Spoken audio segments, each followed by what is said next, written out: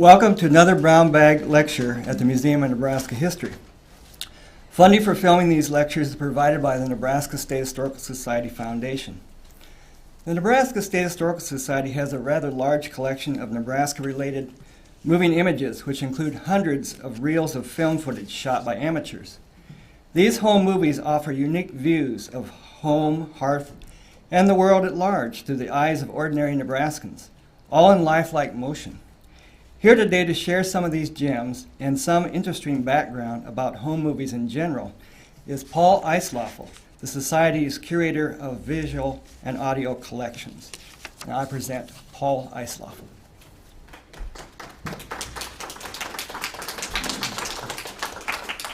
Thank you, John. Welcome. Thank you for coming. Talking about home movies today. What are home movies? Now, there's really no single formal definition, although this one comes close. They're moving images, quote, moving image records intended for showing to family, friends, and affinity groups rather than for public exhibition. Well, we're kind of breaking that definition today as we show these in public. But they're also commonly called family films, amateur footage, because they're not always devoted just to home or family. They're generally made by non-professionals or hobbyists with no thought of profit and who are motivated by the simple wish to record and perpetuate their lives, their times, and their world. More romantically put, they're a unique form of personal communication, a means of human expression that selectively portrays how we choose to remember and to be remembered. They give us a glimpse of the mannerisms, the events, the styles, the technology of days gone by. And most importantly, but probably least realized by the home movie photographer, they are a window on our values and ideals because they're not random samples of life, but they're selective selections, subjective selections.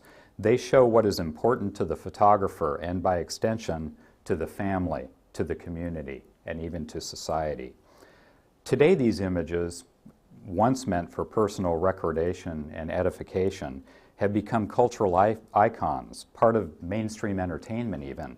Witness America's Funniest Home Videos, on Unbroken since 1990, and many other examples in the popular media.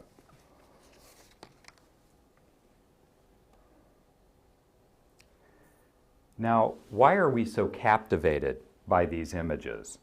Because home movies are a social and graphical throwback to which all of us can relate.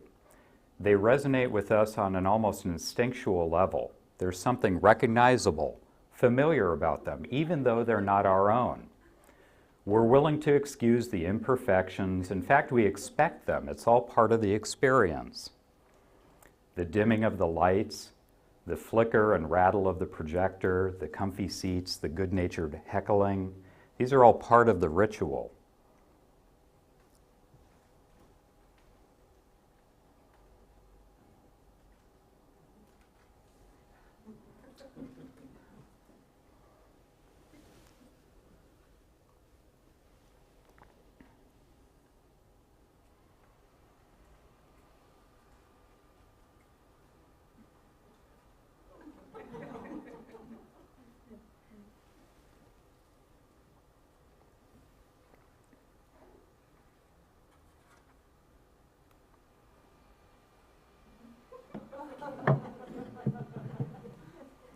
Who among us can resist being entranced by them?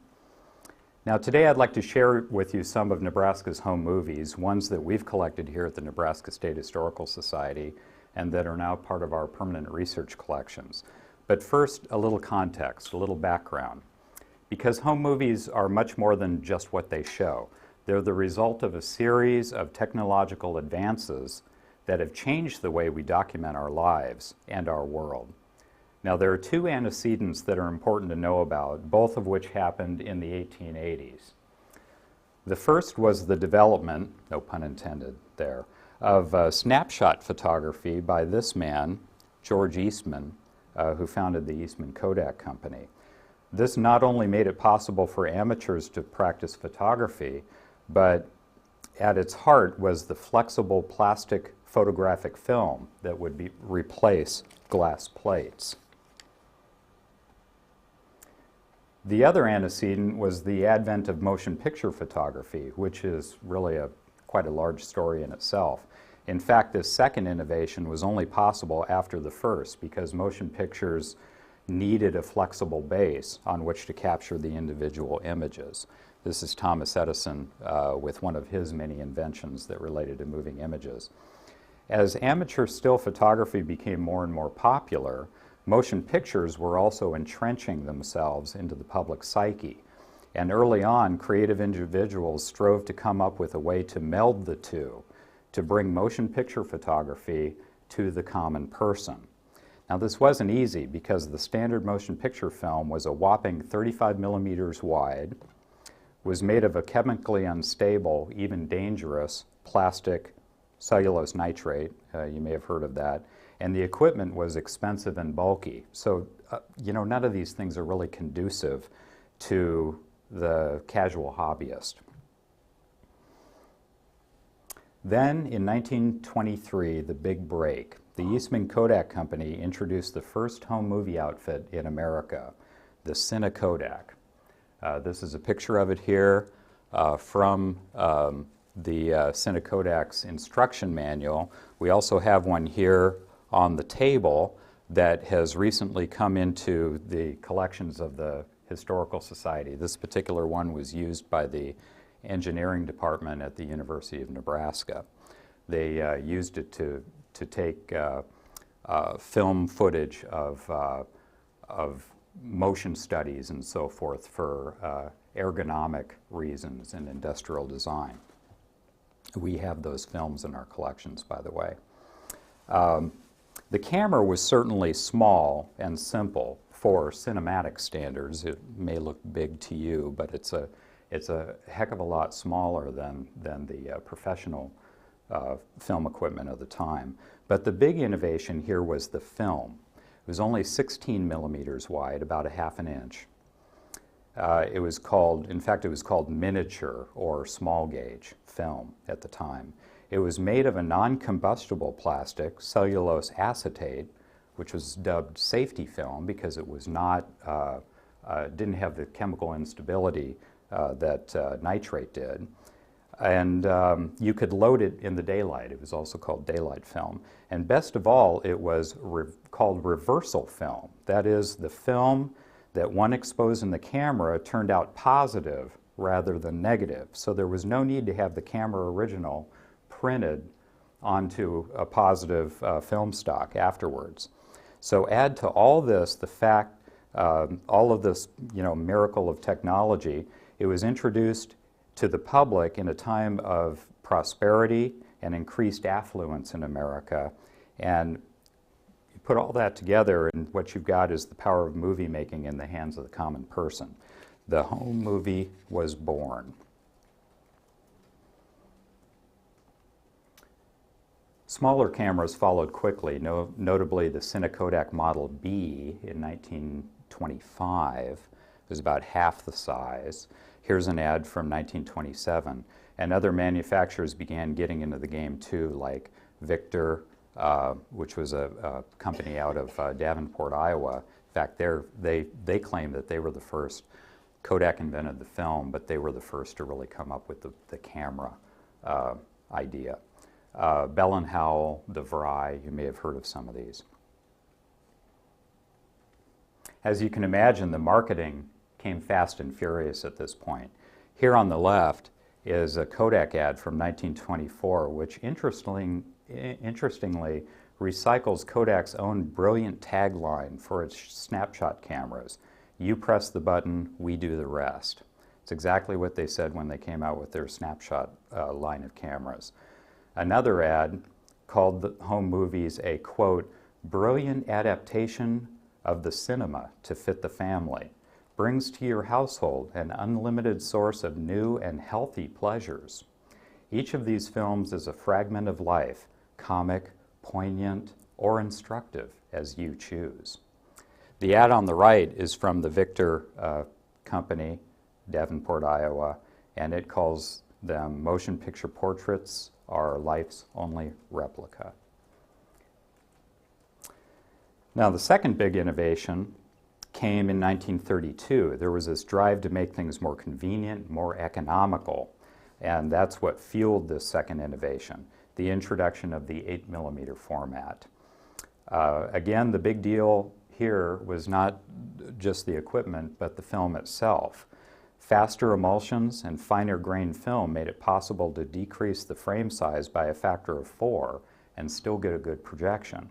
Actually, 8mm film, in most cases, was just 16mm film that, when it was processed, was split down the middle and then spliced end to end. The other big advance from the 1930s was the introduction of Kodachrome, the first successful amateur color movie film. Now, by this time, home movie making was really in full flower. There were several manufacturers of cameras and projectors, but more than that, there were all the trappings of a serious hobby, even an avocation. Here you see in this Sears and Roebuck catalog ad from the early 1940s, a lot of the cameras and projectors that they sold, but also you start to see equipment down here that supports the whole hobby. You've got things like tabletop viewers and splicers and titlers that all support this hobby. How-to literature began to show up pretty early too, both in magazines and in book form, like this book, How to Make Good Movies, which came out, Kodak wrote this one. It was actually updated several times, first came out in 1938. And local and national organizations sprang up. The largest was the Amateur Cinema League, founded in 1926. It hosted film contests and published the monthly Movie Makers. This is an issue from 1940. The third big innovation came some years later. So whether a home movie photographer was just having fun or was actually a serious hobbyist, things went pretty much along for some years. And the sale of home movie products and the use of home movie equipment and so forth pretty much peaked in the 1950s, but then started to decline. And in answer of this, two more innovations hit the scene. One, this is from a Sears and Roebuck catalog also. The first was 1965 Super 8 film came out. This featured drop-in film cartridges and an increased image area of 50% over standard 8mm film. You notice up at the top of this right here is kind of a rephrasing of Kodak's, you press the button, we do the rest. All you do is point and shoot. So they're going back to that, that ease to get a good product. And in 1973, Kodak came out with its Eicta system, the first practical sound-on-film format for the amateur filmmaker. But even these innovations weren't enough to save home movies, on film that is, from the coming of videotape. Now, 8mm, Super 8, and even 16mm pretty much exist in archival repositories like ours, and in the hands of a relative few avant-garde small-gauge filmmakers who still pay homage to the tactile qualities of real filmmaking. Okay, so that sets up the context. Now let's enjoy some Nebraska home movies. Excuse me while I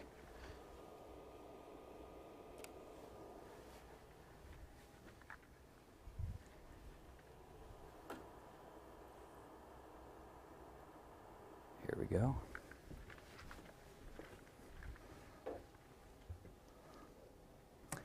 Okay, now there are several physical characteristics to home movies, of course. Things like lots of camera movement, propensity of panning and zooming. I mean, this was This is motion, so if the thing is not moving, you got to move the camera. You have to have some motion in this thing.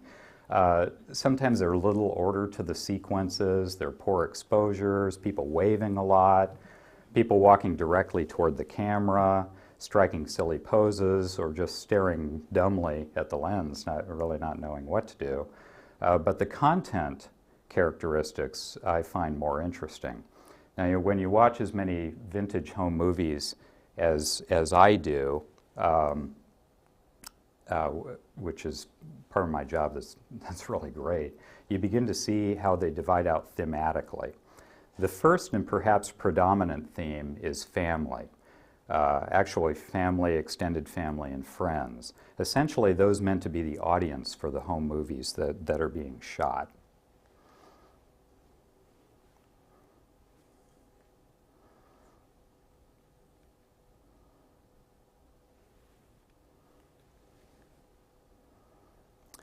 Children are a favorite and primary subject. I don't know, maybe this is how Charlie McCarthy got started. In fact, children probably account for more investments in camera equipment and film than any other single factor. I think that's still true today. They tend to be pretty active, so that makes them a perfect subject for moving pictures.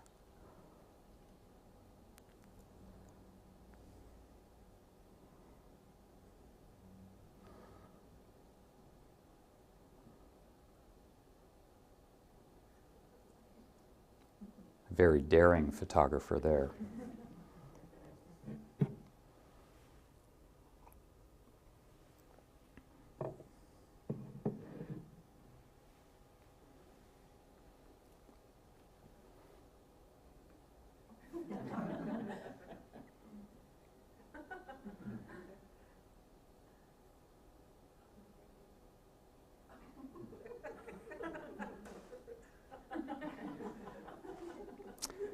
Pets, too, are especially common. Again, a lot of movement, and they're cute. I mean, the kids and the pets, perfect subjects.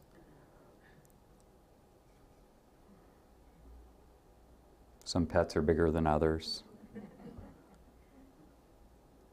And sometimes there's more pets than you know what to do with.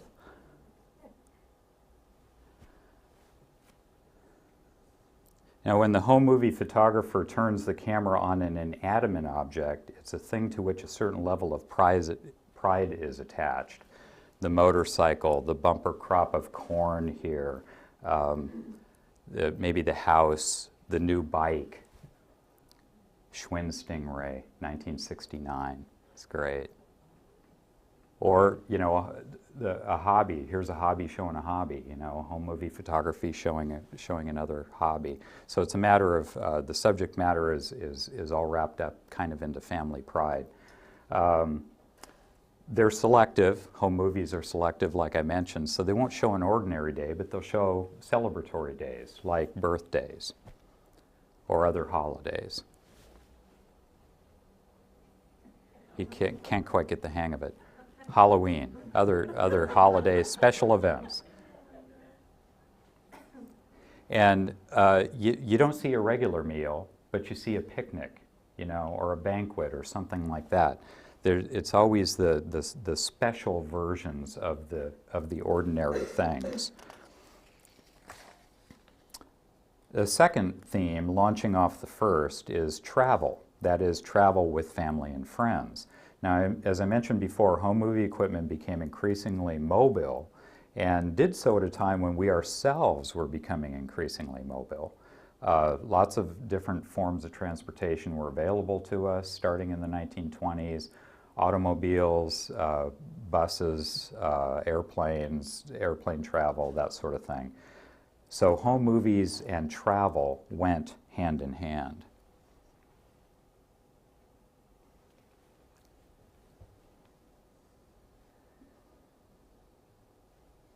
Whether by car, bus, boat, train, or plane, home movie photographers ventured forth and shot film. Again, we see the subjects with inherent movement. There's always movement in these things. actual and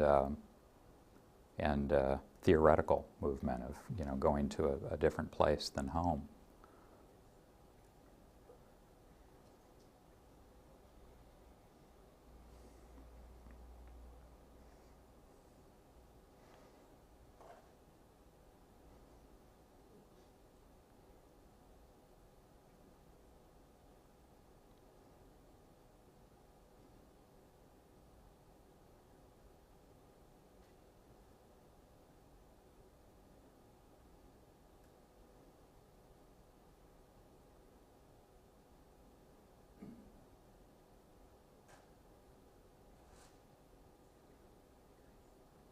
This woman in the hat, obviously the subject of the photographer's eye.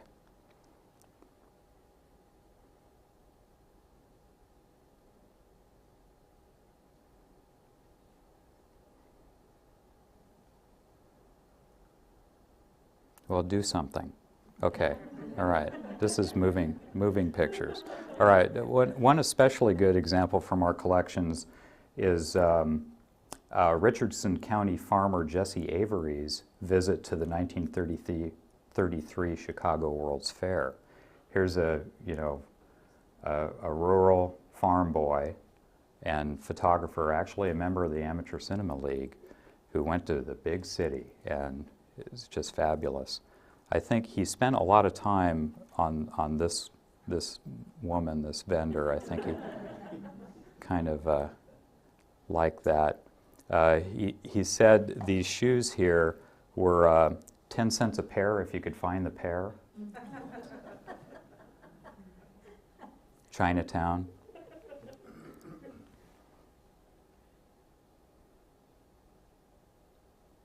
So our home movie collections here have fabulous one-of-a-kind images of places other than Nebraska, but they're through Nebraskans' eyes. Certainly nothing like this existed in Nebraska at the time.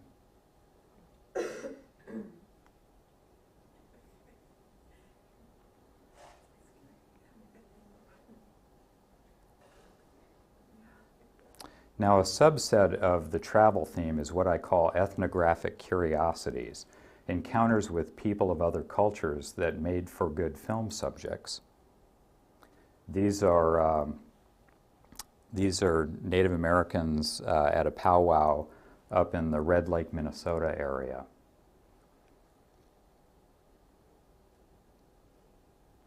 Minority communities were rarely filmed by mainstream outlets. And so home movies have become one of our best visual records of these cultures. This is a game called the Moccasin Games, kind of a shell game type thing. Very traditional. The guesser takes this long stick and hits the moccasin that they think the item is hit under. This is from New Orleans, street dancers and musicians. Really fantastic stuff. Okay, a third major theme is community. Now here the home movie photographer trains his camera on his own surroundings, capturing their look, the people who populate them, and the events that define life there. See if you can guess where this is.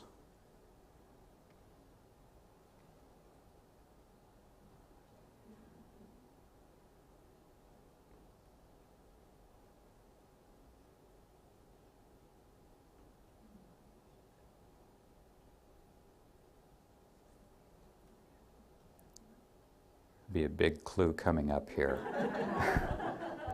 Yes, that's right, Lincoln, Nebraska, from the top of the Capitol. Now, this is really terrific stuff. A photographer named Frank Thomas, who was a grocer in Brownville, shot these images of his town around 1930.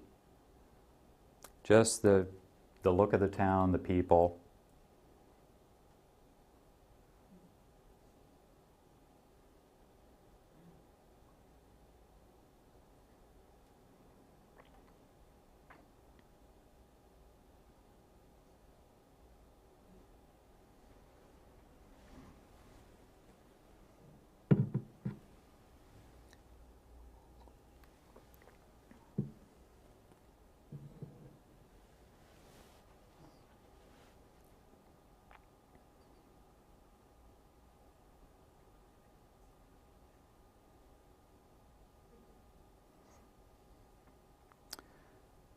The community, the photographers' community, also included the workaday world. And to a lot of them, that meant agricultural work.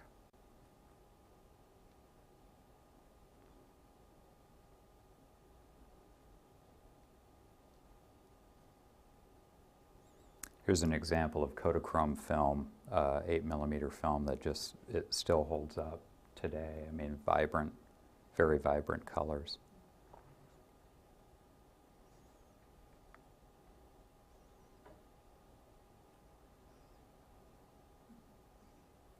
Here's a twist on the agricultural work. This is a husking bee, a rather dramatic community event.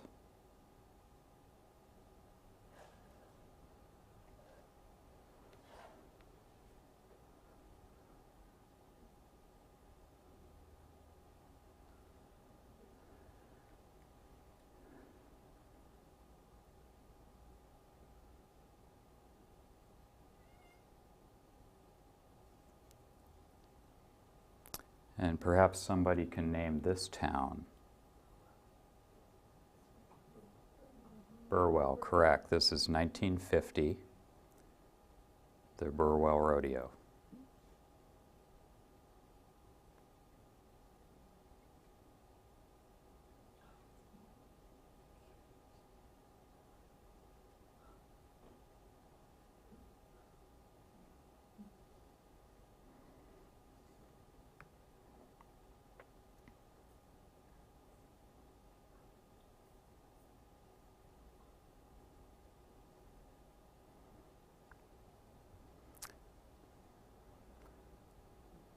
Well, things don't always go as planned.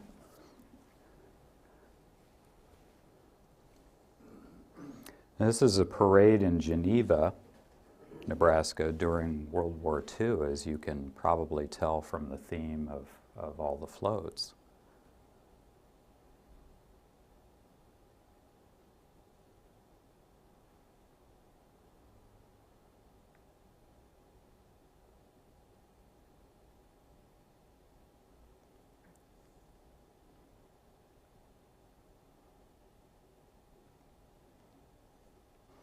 And school is part of the community, of course. This is the Raymond School in 1935. This footage was shot by Lawrence Wilson, the superintendent.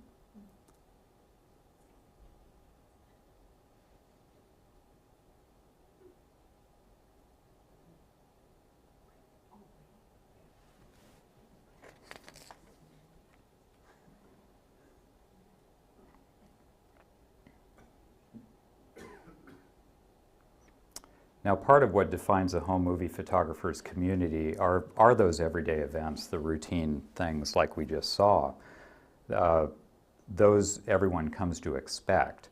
But home movie cameras were also trained on the not-so-routine, those extraordinary defining moments that hardly need movies to remember them by, but now, of course, in hindsight, we're glad we have them. These make up the fourth and last predominant theme: special events.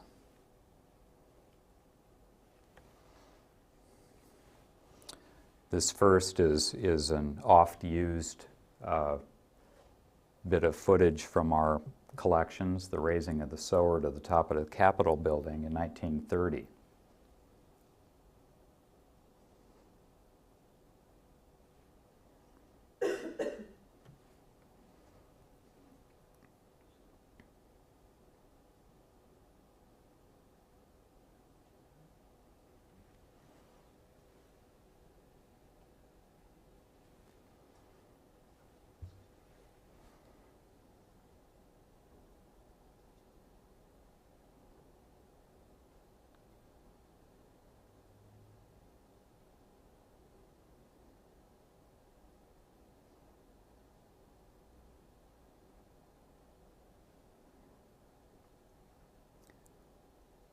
This is footage of the Republican River flood near McCook in 1935.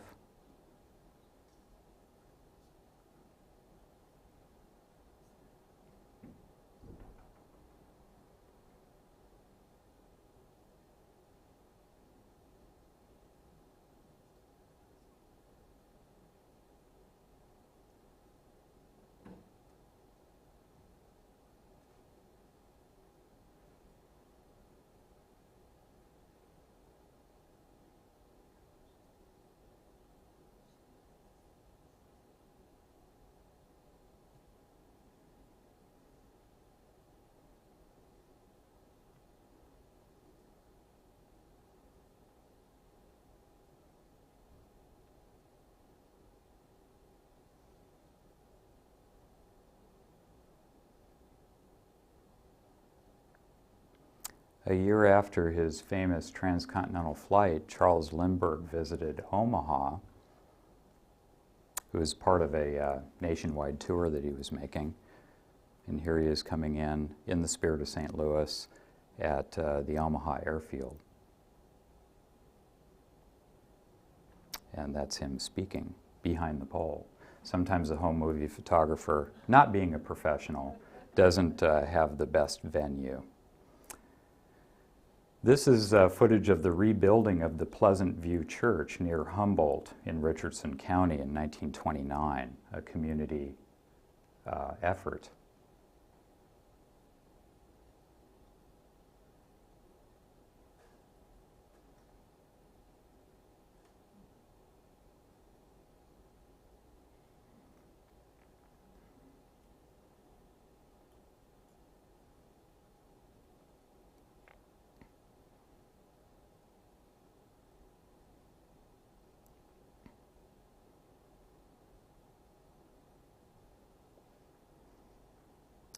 And finally, we have the dedication of the Brownville Bridge in 1939. Now, that footage of the ferry you saw earlier was the Brownville Ferry, but this achievement made that no longer necessary.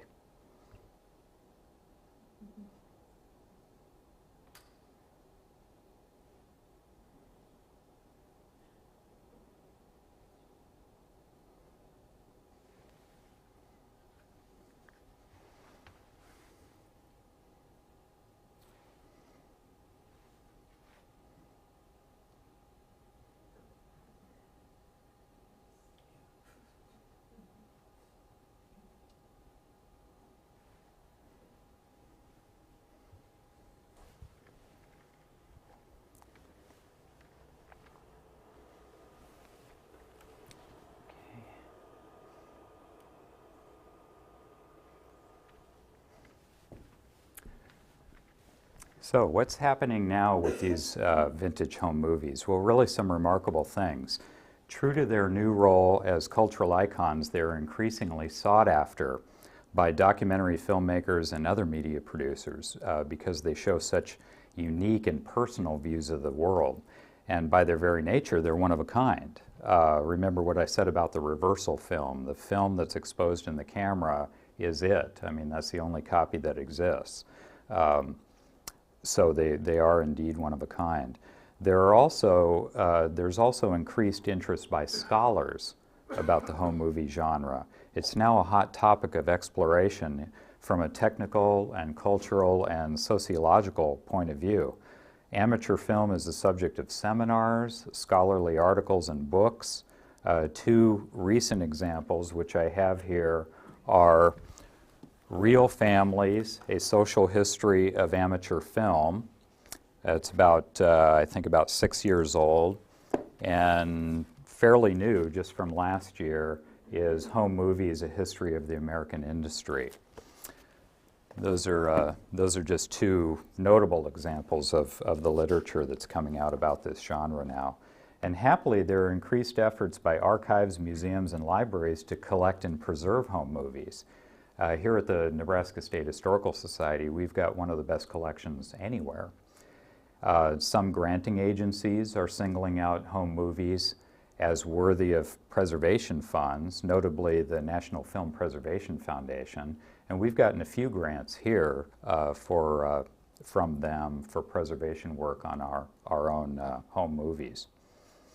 One of the most remarkable occurrences has been Home Movie Day, a yearly celebration of amateur filmmaking. Now, it's a grassroots tribute to home movies that grew out of the desires of a handful of archivists and filmmakers and exhibitors to showcase the home movie genre. The first Home Movie Day was just last year, and this year's celebration was just last Saturday. There are as many as 33 cities and towns in America that held screenings and other events, and several more in Canada, Great Britain, Mexico, Italy, and Japan. Just in the course of 2 years, this thing has really grown. In short, the home movie genre is finally taking its rightful place in the history of American and world cinematic activity. And none too soon, I think you'll agree, having seen some of the captivating and unique images from our own state. And I just want to leave you with a couple of resources that are worth visiting on the internet. Film Forever, Little Film, and Home Movie Day. All of these talk quite a bit about the history of the home movie genre, equipment, and film, and also give you advice on what to do with your own home movies, how to properly store them and keep them so that they'll be around for a long, long time. I do have some examples of some home movie equipment and literature up here for you to peruse at your leisure afterwards, and thank you for coming. I'll now entertain any comments or questions. Yes, Don. What are you looking for as an archivist? What do you want to add to the collection here? Well, when we first started getting home movies into our collections, we were taking virtually anything. You know, as I said, they're unique records, they're one of a kind. But we've gotten so many now that I think we're sort of forced into a situation where we need to be a little more selective.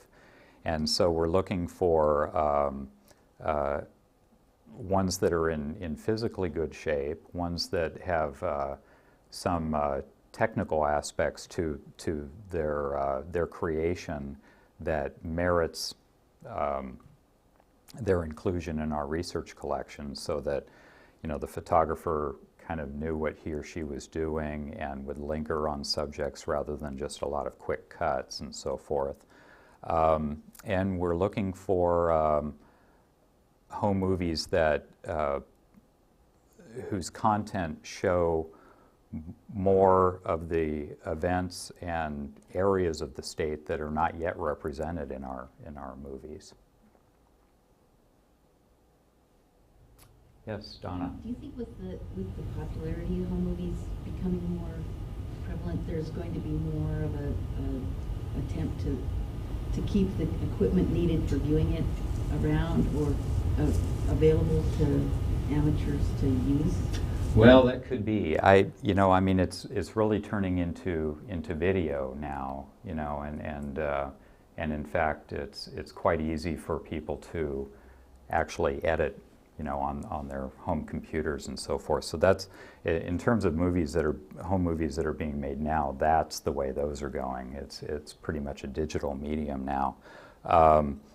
In terms of the older equipment, digital comes into play with the older film as well, because that is a way to reformat it so that it can easily be viewed.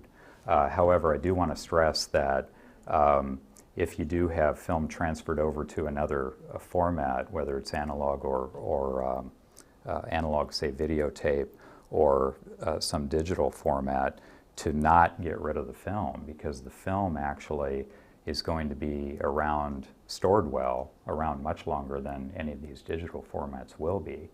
And we're interested, Don, and this kind of launches onto your comment too, we're interested in preserving the artifact of the film as well as the content of the film. And we're able to do that here. We do have equipment that allows us to work with those now obsolete formats.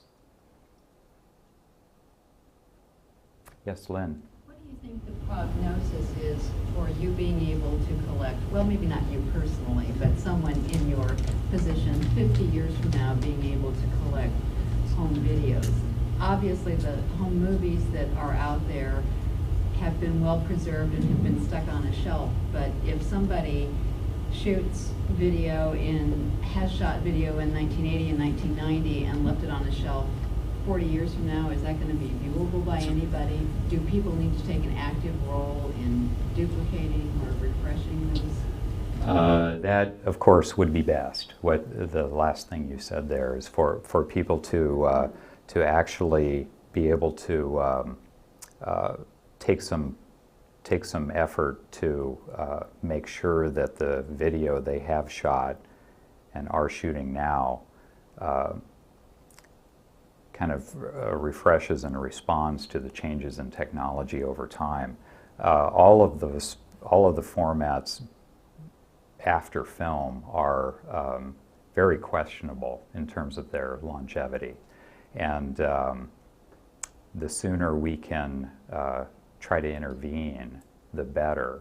As I said, with the film, we're interested in saving the artifact, but with these other formats, the digital formats and the analog video formats, the artifact is virtually impossible to save. It's really the content that we'll be able, hopefully be able to save.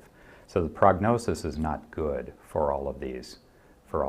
In fact, I think that what's going to happen 50, 60 years hence is that historians and media producers are going to look at the last decades of the 20th century and the beginning of the 21st and wonder where the record is, because whether it's on email or home video or anything else, even television and network stuff, it's all on these unstable, reusable, magnetic media that are just not going to last if they haven't already been either destroyed or reused, because they are a reusable format. So all the more reason for us to, seek out these things that are relatively stable and to be able to save this record from the 1920s to, say, 1980 or so. Yes? What is the oldest home movie that you have in your collection from Nebraska? We actually have one from 1923, the first year that it came out. And what it is, at the very beginning, you saw a procession of graduates, cap and gown. It was a promotional film made on 16 millimeter for Cotner College, which was a private school here in Lincoln. And the entire film is, probably about 12 minutes long or so. That's one of the ones that we had preserved through National Film Preservation Foundation funds. But it was a promotional film to sort of show the different aspects of going to school there and so forth. A really great film. Yes? So do you have a theory behind why home movies are becoming popular again as an artifact? Not really sure. I mean, they've been neglected as a part of American cinema. All the preservation money and all the film studies and everything else were focused toward theatrical releases, because that's where the money was. I mean, you preserve a theatrical motion picture, you re-release it, you make lots of money, and so it was money. Money begets money. So it was a situation like that. But now I think people are realizing the unique qualities for whatever reason. I'm not quite sure, but a lot of things have kind of come together to make this really a viable genre now. And so there is a renewed interest, or I should say, not renewed, it's an interest period, because prior to this, it was only an interest on the part of the photographer and his circle of family and friends. So we're kind of in the right place at the right time to be collecting these things and to be interpreting them as the unique artifacts they are. Any other questions or comments? Well, thank you for coming. Feel free to come down and take a look at some of the equipment and the publications here. Thank you.